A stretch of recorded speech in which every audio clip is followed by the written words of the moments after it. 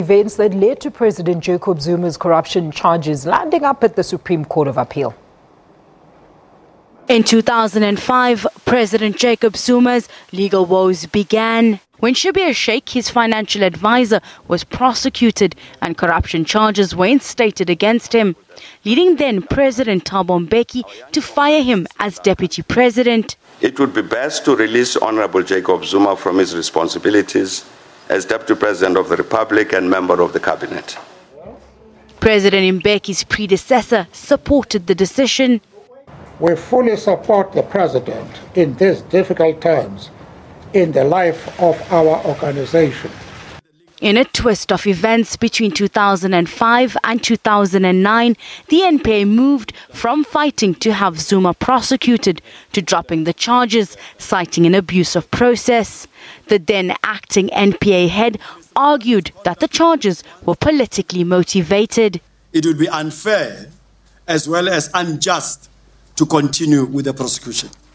This decision essentially paved the way for Zuma to be elected President of the Republic. I think it's important, as I've said in my remarks, is that with regard to the question of manipulation and political conspiracy, I have been vindicated. But the charges came back to haunt the president. The Democratic Alliance has relentlessly tried to have Zuma prosecuted, demanding the spy tapes and returning to the courts. But the president fought back, taking the High Court ruling that the charges be reinstated to the Supreme Court of Appeal. That court has ruled that the NPA acted irrationally when it dropped the hundreds of charges, bringing the ball back to them to decide. He's possibly the person now in the hottest seat in South Africa because it will go back to him, as I understand it.